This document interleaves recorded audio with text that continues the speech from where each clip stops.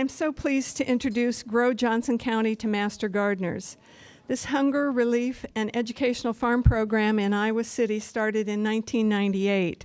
Its goals were twofold: to improve access to healthy food and also equip aspiring growers with land-based food production experience. Grow Johnson County started in 2015, utilizing only 4 acres of county-owned land to grow and donate an array of fruits and vegetables that are highest in demand to area food pantries and provide hands-on food production opportunities for community members of all ages and all abilities. The system includes production, processing, distribution, consumption, and waste management. Much like a watershed, you aren't aware that it's there, and it doesn't fit into neat political districts. The GROW team helps social, environmental, and economic features of our food systems become more equitable, more local, and more sustainable. In addition to owning and operating the Grimm family farm near Williamsburg with his wife and 2 sons, Jason Grimm works full-time as the executive director at the Iowa Valley Resource Conservation and Development. He's a leader in Iowa's food systems with more than a decade of experience. It's probably more now. He cultivates local and statewide farm-to-market business supply chain networks and assists with collaborative project development. He's led numerous workshops for beginning farmers and developed tools to help producers and farmers improve efficiency and professionalism. Jason acts as a value chain coordinator. You're going to tell us what that is, right? Connecting producers to viable markets and institutions. His expertise includes beginning farmer training, food business mentorship, food safety, and farm viability, and he is a harmonized GAP produce auditor. We want to know what that is too. Jason's experience with food policy and infrastructure are all part of Grow Johnson County's incredible success. Also with us today is Claire Zabel, food and farm specialist. She brings an extensive background and expertise in farmers market management, food systems, food safety, scientific writing, and organic vegetable production to Grow Johnson County. She too is a harmonized GAP produce auditor. Her focus is on sustainability, integration of conservation practices using principles of soil fertility management, cropping systems, and integrated pest management. Claire assists with the management responsibilities at the Johnson County Poor Farm, as well as working on a food safety clean start program. We'll want to know what that is too. She has a BA in Communication Studies from the University of Iowa and a master's degree and certificate from Iowa State University in agronomy. Claire's final project, the evaluation of cover crop adoption decision support tools in the Midwest, summarizes cover crop specific decision support tools available to farmer and evaluated effectiveness. Please welcome Jason and Claire.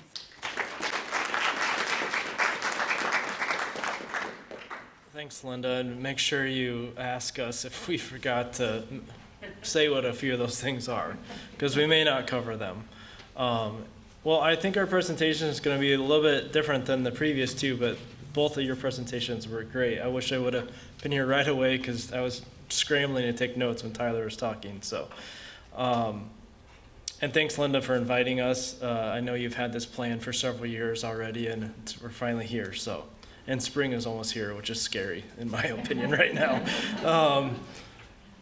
Grow Johnson County has definitely become a big pillar of our organization. Iowa Valley Rcmd has been around since 1998.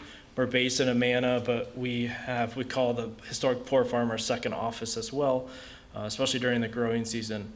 The organization Iowa Valley Rcmd, 501c3 nonprofit, we do like 90% of our work is in food systems work, and then a part of it is what we call placemaking. We manage the scenic valley, Iowa Valley Scenic Byway between Amana and Tama for DOT as well, and doing some cultural programs along that. But within our food system work, we do stuff in farmers markets, food hubs, food safety for producers, training for producers, and more that I'm probably forgetting about. But that's definitely the biggest part of it. We're a staff of right now 6 full-time staff members, 6 full-time staff members as well. And I think the introduction that Linda kind of covered everything. Claire, I don't know if you have anything else you wanted to say about. Try to answer some of those questions, maybe of what those words mean. Yeah, so, well, the auditor question, so fruit and vegetable growers, if you want to sell to some buyers like Hy-Vee, potentially if you sell to a Hy-Vee warehouse, you would have to get a third-party certification for food safety. So we do auditing for farmers on that, produce farmers. I think last year we did, as a team of 3 of us, did about 20 here in Eastern Iowa. But then the Clean Start food safety program that Linda talked about is we do one-on-one coaching for farmers that have to implement what is called the Food Safety Modernization Act, the Produce Safety Rule, which requires any fruit and vegetable farmer selling over $25,000 worth of produce each year to have some level of training and best practices on their farm. So we do one-on-one coaching and site visits to farmers for that. So I'm going to jump ahead and we'll kind of talk about what we're going to talk about Grow Johnson County. So Grow Johnson County, a little bit of history we're going to cover about the program. We're going to give you more context about the Johnson County Historic Poor Farm as well, if you've never heard of that, or maybe you've only driven by and seen a sign out there and a few barns and you have no idea what's going on. Sadly, that is still probably the common thing, but the farm is going to become, it's going to have a lot more amenities for the community and the public in the future years, coming years. Talk about our annual program evaluation. How do we evaluate the Grow Johnson County program, and how do we use that evaluation for future planning of the program? Tell you about how we do everything on the farm, from seeding in the greenhouse to integrated pest management, or we're not certified organic, but we use organic practices on the farm. Talk about the tools and equipment that we use. Talk about our cover crop management strategies. And then we're going to talk about how we actually distribute about the approximately 30,000 pounds of food we're growing each season and all the partners throughout Johnson County, and then a little bit about how we're funding this work. So the Johnson County Historic Poor Farm is a gem here in Iowa as a state. So every county used to have a historic poor farm. Johnson County was founded in 1855. As this says, it was built to care for the indigent, the developmentally disabled, the mentally ill. And the concept was that the poor farm was a place for those individuals to live, and the fresh air was a way to take care of those individuals. The farm is approximately 160 acres. It goes from Melrose, 218, down to the housing development to the south of there, and then Slothauer Road, or the county line. Iowa City county line is actually the western edge of the farm. The picture here is inside the asylum building. That's the little white building that's kind of in the middle of what we call the historic building complex along Melrose.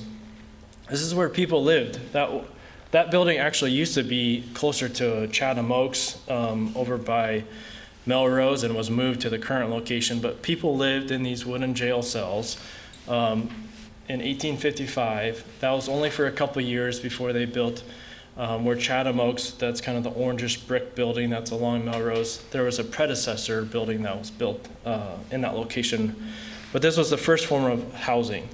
When this building was not used, we stored it was a hog house.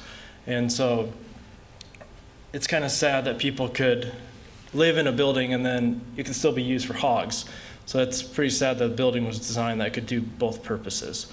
But this building has had a lot of rehab in the last year and a half. We have clear coated all the walls and ceilings and stuff, because you can see there's etchings, there's writing in the walls, and we want to preserve that so that when people are rubbing their hands on it, we're not like losing that history. A lot of it is I mean, you can't read it because of over time. But in this coming year, we'll have some public exhibits that'll be put in this space that'll be open at different times of the year as well. And there'll also be some exhibits that are in the dairy barn, and then the big, large red barn that's on the western edge of that historic building complex will start to be open for the public to use for events. Nonprofit kind of community events like this would be high on the ranking. Private events like weddings would be bottom of the totem pole. The county doesn't want to compete with the private enterprises on that side. Like I said, the farm is really big, and most people only see it from Melrose when you go to the landfill or you drive out of town. But there is a cemetery on site. There's no marked graves. We're still doing a lot of research to know actually how many people are buried there. We've done some ground penetrating radar. This data archaeology did some shallow excavations in the last year. So we think it's somewhere in the low hundreds or less out there. The farm is very fertile, but it's also, there's reasons why it was called a poor farm. The soils are more of a forest soil, so there is higher clay content. It doesn't drain really well in some places. There's a 15-acre pollinator meadow that was planted about 3 years ago. Hopefully, maybe even this week or the following week, we'll be burning that whole 15 acres. So if you see a big plume coming from the western side of the city, that's probably what it is. It's not the landfill, hopefully this time. We're installing a wetland later this year, and there's a lot of timber stand improvement that's actually been happening over the winter months. So the county did a natural areas plan last summer, and then Impact 7G, a local natural resource management consulting company, has been out there actually scrubbing invasive trees, cutting down, opening up areas so that we can go in and interplant stuff as well. The historic Poor Farm is more than Grow Johnson County. Our organization and HPK Engineering actually did the master plan for the county starting back in 2016 through 2018. But at the historic Poor Farm today, we serve as the farm manager for the county, and then we get the joy of working with so many other partners and tenants at the farm. So the far west, northwest corner of the farm along Melrose, you see the little hoop buildings. They're like 100 feet long. Those are all actually commercial independent tenants that have started their farms at the Poor Farm. We call that the land access program. So land access is like number one on the list when it's for a beginning farm to get started. So we're helping 3 independent operations get started. Trial and Error, Africanda Foods, Simon and his family, they don't have a business name yet. Lee Turnbull, I'm blanking the name of his. Pops. Yeah, Pop's Garden. And then Theo, they're just working on forming a name for their business. But they all have different enterprises, from running a CSA, selling at farmers markets, selling direct to individuals. Alfred is originally from Congo. He actually makes his own hot sauce product with hot peppers and eggplant and other things that he's growing on the farm. This is actually a picture of Alfred in the pit here. The hot sauce is very hot. Yes, yes. Yeah, take it serious when it says three peppers on the label. Global Food Project is kind of up here where it says B and C. It's a program of IC Compassion, another nonprofit here in Iowa City. They provide plots for new Iowans, immigrants, for garden plots. And they've been, I think this is going to be their 4th growing season. 2020, they took off with the pandemic, and last year came back with really great organization and did really well last year. So they're expanding. I think they'll have almost 40 to 50 plots, like families gardening out there. It's hard to even count up how many languages are spoken at the farm. The county we did a conceptual wellness trail. There will be a trail that circulates all these buildings. So we're actually just working with the design engineering team now, and then starting in the county's next fiscal year in July, is when the construction of this wellness trail, which it'll be a trail, but then there'll be a lot of amenities along that trail as well, like a labyrinth and other things. So, commercial kitchen, a lot of the tenants have said, I wish I had a place where I could take the product I'm growing and make it into something, then sell it something else. Alfred actually rents the free lunch kitchen at 1105 project to make his product, but if he can rent a kitchen on site. So this spring we're working with an engineering firm to do like a basic first design of this kitchen. That'll also be used by renters on site for events, like a catering kitchen. Woodland restoration I talked about, and then there'll be a lot of events and tours. Hopefully now that the pandemic is starting to slow down, we can open up and have a lot more things on site. This is a picture from last summer, probably, let's see, what do we all got planted? Is it June maybe? Yeah, it's probably late June, early July is when this was taken. We're looking at the historic building complex here. You can see that what we call the stock barn, which is the far west building. There's a building that's being constructed right now that's going to be called the cultivation station. It'll have a pack shed where we're washing and packing produce, and then there'll be an education room that could be rented out by master gardeners and others, with a really big garage door. So if it's a nice day, you can have an indoor-outdoor event, classroom space. It's a concrete floor with a drain. So if you want to get it dirty and wash it down, that's what it's designed for. Grove Johnson County has a large 30 by 96 greenhouse out there that we rent out space in as well, but that's where we're growing about, I would say, 50,000 transplants each year for the operation. But the main mission of our program is to kind of improve healthy food access for the community, the food insecure residents within Johnson County, and then also help provide education to the next generation of food producers, which typically do not come from a farm background. So we're teaching very basic skills, and at the end of the year when they get to sit on a tractor, it's like the best day of their life. So the history of the program, Grow Johnson County, is actually primarily founded by a good friend, John Bowler and Scott Kupke. John is the director of the Coralville Food Pantry. John was like, I want to have more fresh product in our pantry instead of like the shelf-stable foods. But we also don't want to like get the secondhand food that comes like brown bananas from Hy-Vee or something. So is there a way that we could grow it? And at that time, Johnson County was actually just putting out a request for proposals from organizations to use the farm for some purpose. Since about the 1970s, the farm had just been rented out to land tenant that was primarily just in row crop production. So in 2015 was actually the first year that we didn't grow a food crop, but we grew cover crops on the first 2 acres that the county designated to the program, the Grow Johnson County program. And then in 2016 is when I led kind of the first growing season. It was on that first 2 acres. I think we distributed about 11,000 pounds worth of food that first year. I was actually bringing most of my equipment from home to do that. And then today we're pretty self-sufficient. The program is on its own equipment base as well.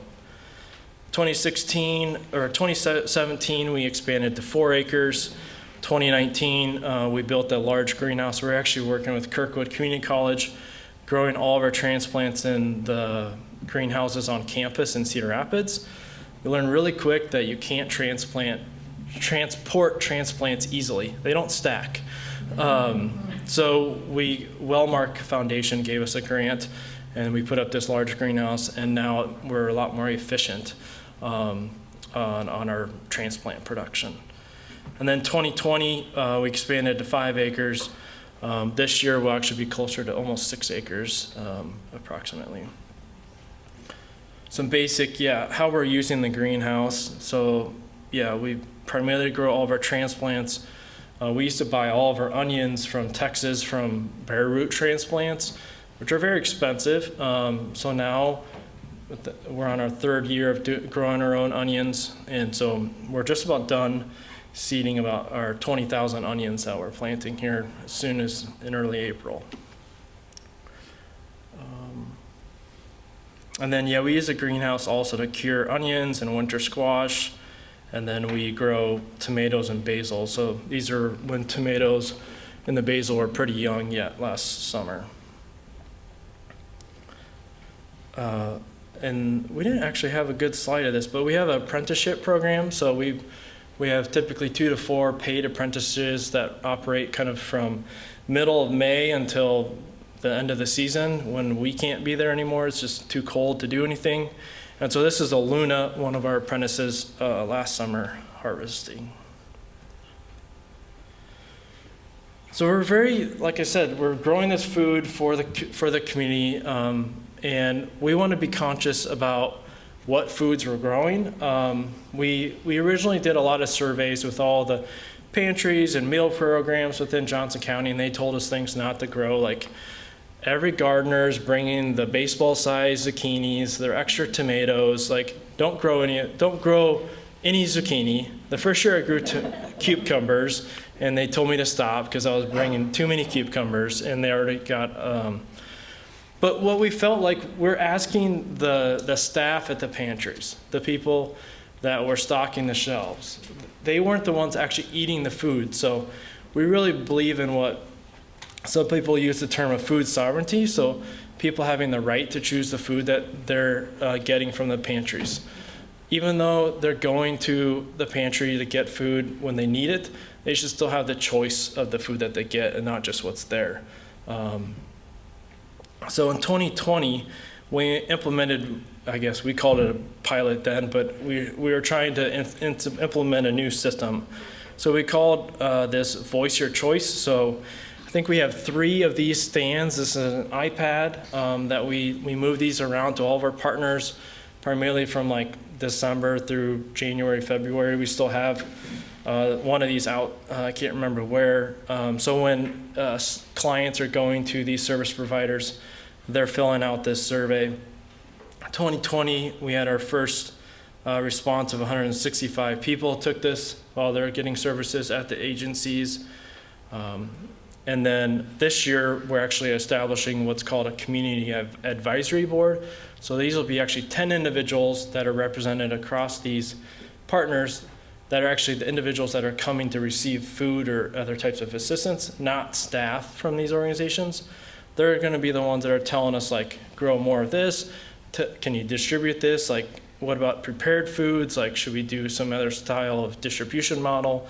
Because we want the feedback from the people that are actually eating the food, the families.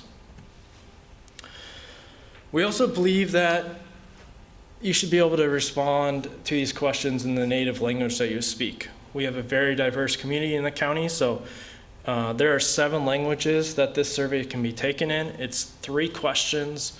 It's also, if you're not super, I think of the word. Literate. It's all pictures as well, so everything's translated. This is just how we understand what people want us to grow more of, what are the highest, the foods that are in the highest demand. So it's like me as a commercial operation, I'm talking to my customers, like what do they want me to grow, how much quantities. These clients are our customers, our Grow Johnson County customers. So the top 5 things that are requested are watermelon. Who else wouldn't want watermelon though? Carrots, onions, bell peppers, broccoli, potatoes are really high on that list as well. And so all this information informs our crop plan. So Claire, you probably started working that already back in November, but we have a lot of spreadsheets that we're going to grow this here, this there. We're going to plant this number of transplants, but this kind of information tells us how much of that to do and how much we shouldn't do. Yeah, so far this year we've had 246 responses from this system. Turn it over to Claire to talk about how it all happens on the farm. Okay. So I have started the management of the crop planning and will be telling people what to do as we go through the season. It's a pretty fun job. I haven't managed a farm before, but I have worked on organic vegetable operations for 8 years before this, so I'm just kind of channeling that knowledge into a managerial position on it. But at Grow, it's important to us that we are providing good quality food to our clients, and part of that means that we're not using chemicals and we're using methods that are sustainable in the long term on the land.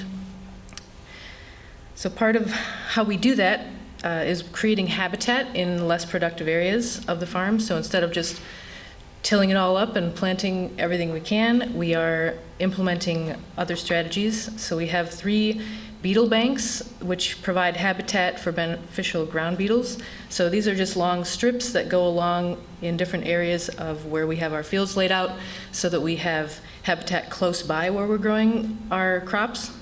So a couple examples of those would be lady beetles and soldier beetles, which are, they hunt the other things that we don't want to be seeing in the field as much.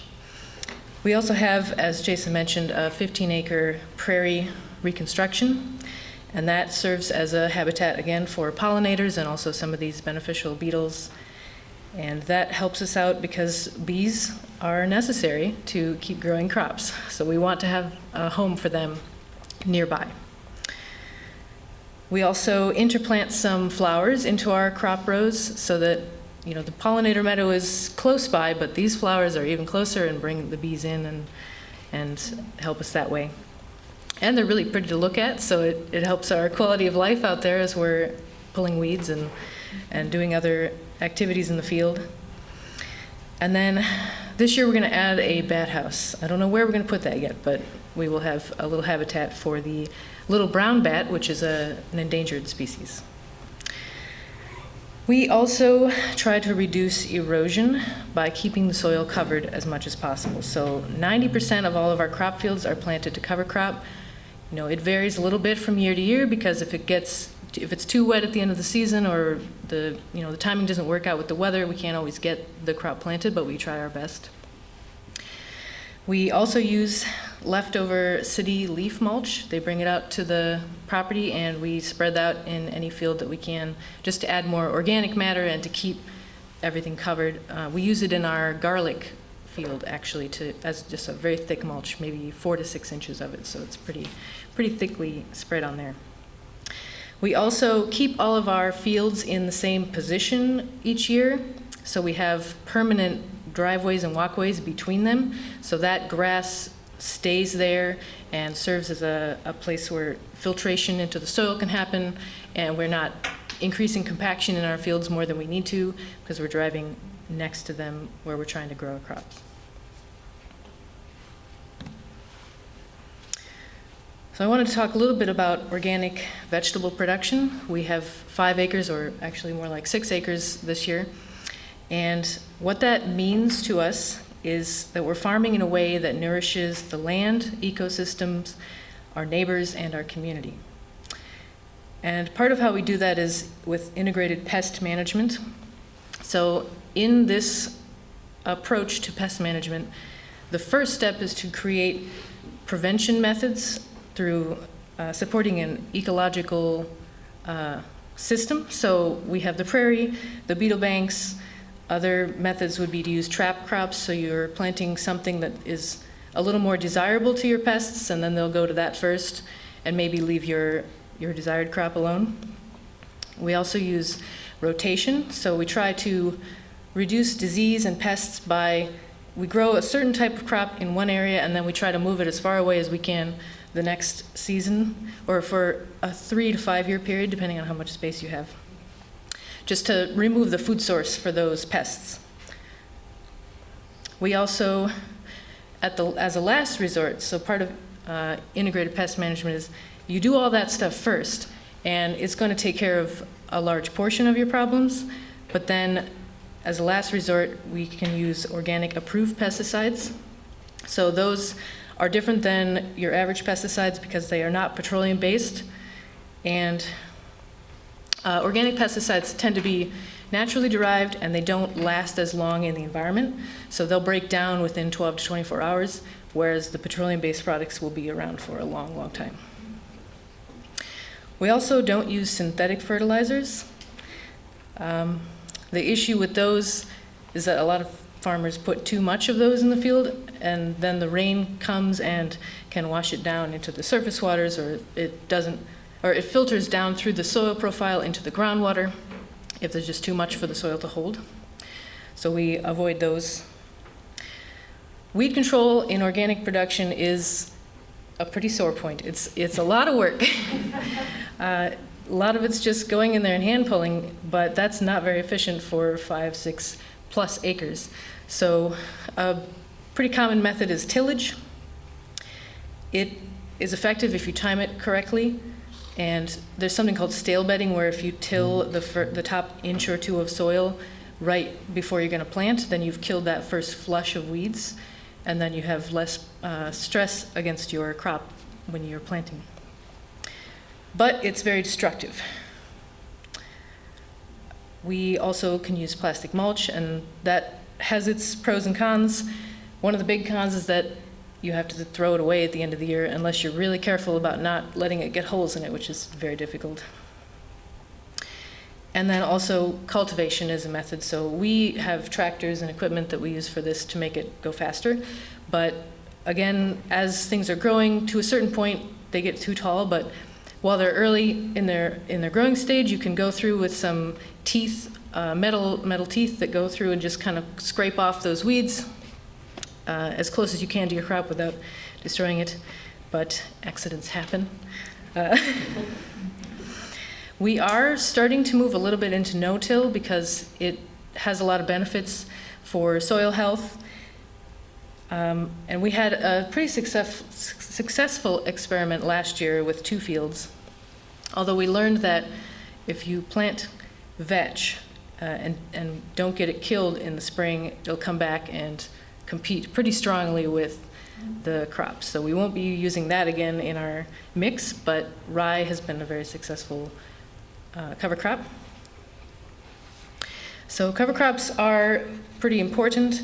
They can serve as weed control. So if you get that nice, big, thick crop of cover crop, then the weeds don't have a chance because the sunlight is blocked from these cover crops, and they take up the nutrients and water that the weeds would use. It also provides, depending on the crop you plant, some nutrient management. So there are 2 types of cover crops, essentially. That's legumes and non-legumes. So legumes are like soybeans, peas, things that fix nitrogen in the soil, so they would put nitrogen back into your soil, and then non-legumes will take it back out and store it in their organic matter and then slowly release it so that your plants can then use it later. So we try to keep a good mix of those, and so that we're having nutrients available when we need them. And that is important for soil health, as well as the roots growing down in the cover crops can increase the pore space in the soil, so there's more room for oxygen and water and nutrient storage that is available then to your plants. So it's all very complicated and all works together all at the same time, and so it's hard to manage it, but you just do your best. And you had mentioned my thesis project was about the online tools that are available for farmers who wonder, what should I plant? How do I get rid of it when I don't want it in the field anymore? You know, all those questions that they seem very big, but if you zero in on what your goal is, it becomes a little easier. Oh, and then this cartoon, I found this a few years ago, and it's from Underdone Comics, but yeah, I feel that. That's our arch nemesis, the Colorado potato beetle.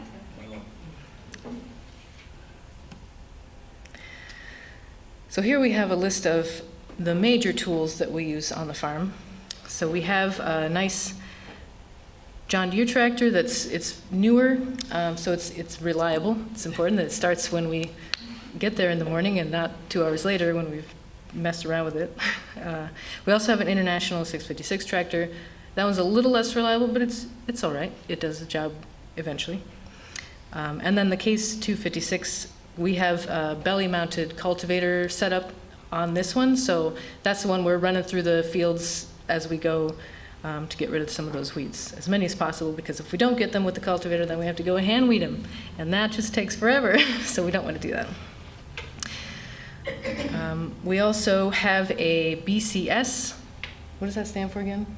I don't know. It's an Italian company, but it's specialized for small-scale horticulture applications. But we use that. It's a walk-behind tractor, so it's like this big, and you just kind of walk behind it like a lawnmower, but it's a little heftier than that. And then this year we're going to try a new kind of walk-behind tractor for cultivation, so it'll have an attachment on the back that has the cultivator teeth on it, so that we can do that on a more quick-paced, smaller scale without having to get the tractor out, because there are only so many of us who can drive the tractor safely. Some implements that we use, we have a 7-foot rototiller. That's, it's the most destructive tillage, but it is necessary when you can't do all those other steps ahead. And it creates a good soil bed for transplants. So the picture we have here, that's been tilled with the rototiller, and then, so it's a nice soft place to put the seedlings into. We also have tine weeders, finger weeders. So finger weeders, I wish we would have put a picture on there, but it's just a little wheel of like fingers that are rubbery, and they spin quickly through the soil, and they're a little gentler, but they just pick off the little weeds that are right up close to the plant without cutting into the soil. Think of two sets of spider wheels that have fingers on them, and they rotate on the ground. So your plants are going right here between these little fingers. So these fingers are actually pushing around the stems of your plants. And there's little tiny weeds that have just germinated. It's pushing those out, but it's not pulling your plants out, your crop out. It can be scary for newbies to do that. Water wheel transplanter, that we do have pictured here. So we don't use the water tanks, but you could fill them up and have them draining water as you go, just to give those plants a water right as you put them in. But we just set up our drip tape irrigation pretty quickly after to get the water on those. And it's pretty cozy. You sit on seats behind and just kind of pull out of your trays and put it into the hole as you go. It's not too bad. We also have a potato digger that attaches behind the tractor, and that it cuts right under the potatoes and then pushes them up onto a conveyor that shakes some of the dirt and other debris off, and then lays them up on the top of the ground, so you can just walk along and pick them up. We also have a subsoiler. That one is more for if a field does get compacted, you can, it cuts pretty deeply, a few feet down, just to loosen that soil up. And then we also have an undercutter that we use for carrots, where they're a foot or a foot and a half below the ground, so we just try to set it right so you're not cutting the carrots off, which is also kind of hard, but just kind of pull it along and it lifts the carrots up just a little bit so they can be shaken out of the ground. But we need all this stuff because we have a pretty large scale operation that if we tried to go and take our forks and dig into the ground every time it would just take way too long. We also use drill and broadcast seeders for cover crop application, and a roller crimper, which again, I wish we would have had a picture of this too, but it's a big cylinder with V-shaped ridges on it, and as you drag it along, or as you pull it along behind the tractor, it knocks the cover crop over and then kind of crimps it at the base so that it kills, hopefully, the plant that you don't want taking up nutrients anymore. A few other tools, we have a John Deere Gator, which is just a little ATV that we carry stuff around in. It's a lot quicker than walking in a lot of cases, sometimes not. And then we have large walk-in coolers to store all of this product so that it's as fresh as it can be and doesn't look wilty when we get it to the clients. We have a produce washer, that's pretty new this year we had, and that's a conveyor system where you put the dirty product in one end and it comes out the other end mostly clean. It depends on what it is. It might need another round, but it saves a lot of time for us as well. And then we have various seeders, smaller scales, so like in the greenhouse we'll just have a little, it's like a 2-wheel thing that we just push along to get some seeds in the ground. And then the good old wheel hose and stirrup hose for when everything else has failed. We can just go out there and do it by hand. So volunteering, it's critical to what we do. We have a small team, and some, like the early stages, planting, we can maybe get done by ourselves, but when it comes to the harvest and getting everything done all at the same time in June, July, August, September, it would be a lot. So we are very thankful that we have volunteers come out to the farm, and many of them have told us that it's a great chance for fresh air and exercise in a time when it is sorely needed.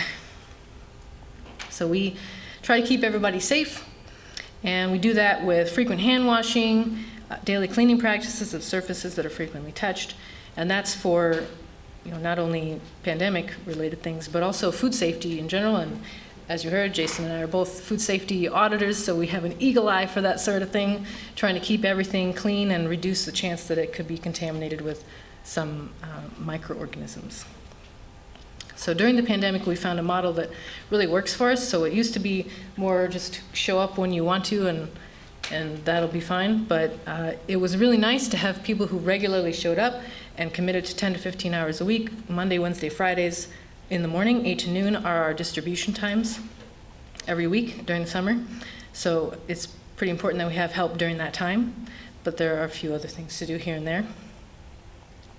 And in 2020, volunteers spent 908 total hours at the farm, and then in 2021, we upped that a little bit more into 989. So I'll put a plug in right now. If you are interested in coming on volunteering, we'd love to see you there. Or if you know anyone else who's been saying, I just need to get outside and do something, they can come and see us.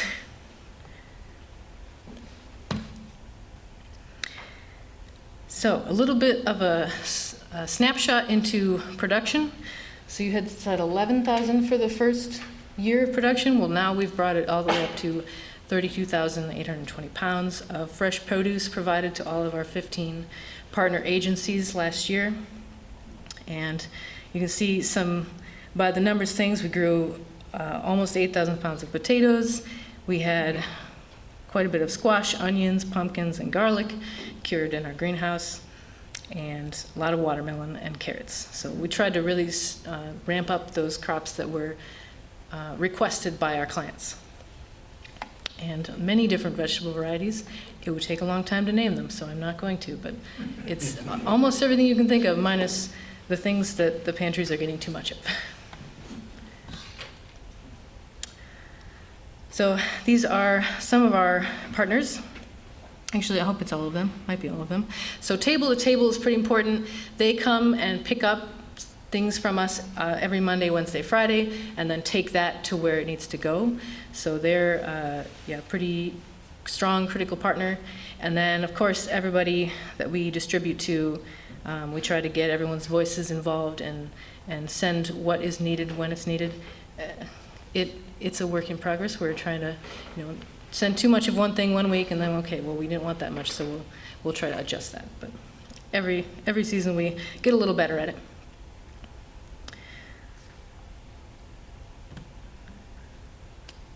Do you want to take over? Sure. Sponsors? Okay. Yeah, and related to partners, I didn't really hit on it very well, but Table to Table, I'm assuming everyone's pretty familiar with them here in Johnson County. They're our distribution partner. Almost all of our partner agencies come to receive our product through Table to Table. Monday, Wednesday, and Friday they come and pick it up, and then they go on a route and drop off at the agencies on a different schedule depending on which day of the week. But like Open Heartland or the Hills Community Food Pantry, they come to us and pick up their own product. But we wouldn't be able to do most of this without Table to Table. But so I just want to make sure they get the credit for all the work. And some of you may be even drivers for Table to Table too. So thank you as well. So how we've done all this work. So we started with, I think we had a grant from Wellmark Foundation in the first year as well that helped pay some of my time for the production in the first year. But since then, it's been through donors, corporate funders, foundation grants, and we also have some other federal grants as well. But, so Johnson County rents the land to us $1 a year, which sadly they've never even sent me that invoice for the $1. So that's a huge staple thing. It's just the land access for the program. But they do also provide, it's typically around $25,000 to help pay for our operations for the program as well each year. But over the years, we've had grants from the United Natural Food Incorporated Foundation, Wellmark Foundation, I mentioned already. Eat the Change, it's connected to a couple large natural food companies, and that foundation actually bought the equipment for our no-till production model that we're trialing and trying to do more of. So that roller crimper that Claire mentioned, the Green State Credit Union, General Mills, they give us about $20,000 each year. So their employees in Cedar Rapids choose the program to fund it. Mid-American is almost every year has been helping pay for fuel. We have about $2,000, I think it was about $1,500 to $2,000 last year we spent on diesel and gas for our equipment. So that is a big foundation. Community Foundation of Johnson County has helped fund like a lot of that Voice Your Choice work. City of Iowa City, through their Climate Action Grant, helped pay for our potato digger. Tyson's has a foundation. Principal Foundation has been a new funder. They just started funding some work last year. Colonial Supernatural has always been funding just like input, seed, potting soil. And then Pyramid Services, they really helped us out when we were buying our newer John Deere tractor by donating a pallet fork to go on the tractor that we can move produce around by pallets versus by back loads. So it's really been a game changer as we scale up to be more efficient on that. One system we started 2 years ago was a sponsorship program. So individuals and companies have been sponsoring the program at these different levels. So if you're ever out at the farm, you'll see these magnetic decals that are on our equipment, like our implements or the individual tractors of the companies or individuals that have funded those things, or people that have just we helped about 15 farms across Iowa get a load of potting soil that we all really love from Vermont. Well, it's a long ways away, but we really like this product. It's supreme, but it was cheaper if we bought a whole semi-load. So we have a whole semi-load of potting soil coming next week. So we have, just for our own program, we spend about $2,500 on potting soil. So just $500 goes a long way to help pay for that cost.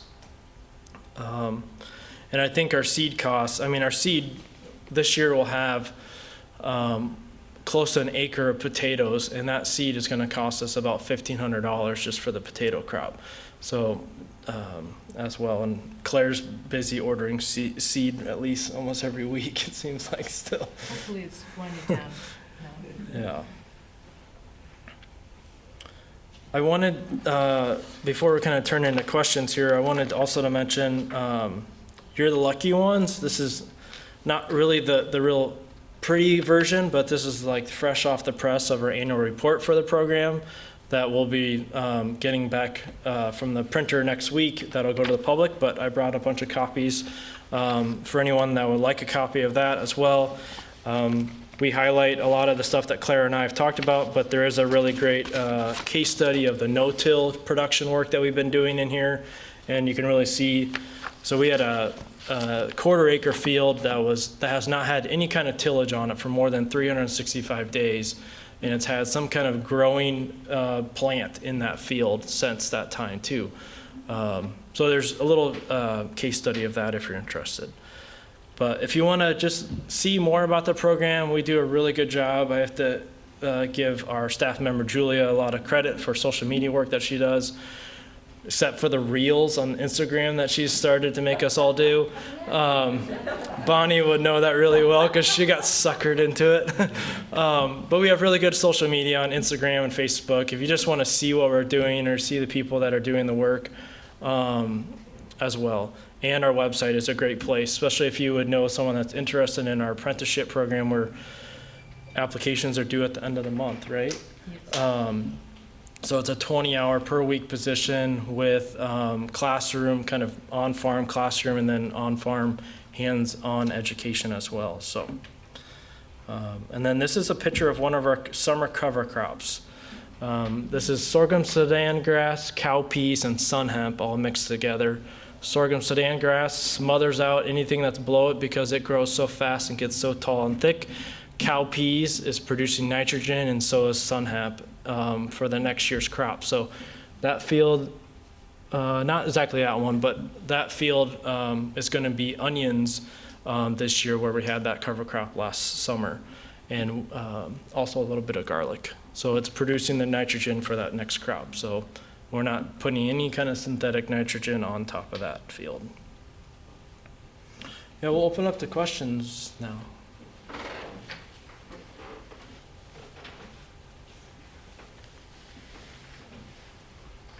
So Jason, it sounds like you basically fertilize the soil using cover crops, leaf mulch, anything else? And then we use some form of compost. We prefer like a manure-based compost that either is made from like dairy cattle manure or other type of manure that's been composted. Where does that come from? We've got it from a couple different sources. Cowsmo is a company in Wisconsin. This year I needed to fill a couple more pallets on this truckload. So it's compost that's coming from Vermont. We use some of the City of Iowa City compost, but there's not manure in it, and I really like a manure-based compost versus just an organics-based compost with leaf mulch and wood and stuff like that. Right. And then we also use, not every year and not on every field, but pelletized chicken manure that has been heated and treated so that it's safe, doesn't have any kind of foodborne pathogens that would contaminate our crops, but also it's a stable form in 50-pound bags that we can put in the broadcast seeder and broadcast on a field and then work it in. So it's just a granular product. Okay. Yep. How do you heat the greenhouse? So we have a propane heater in that. Yep. And just what variety of onions do you plant? I'm just curious. Claire's busy on that. I'll let her answer that question. We'll see if I can remember them all.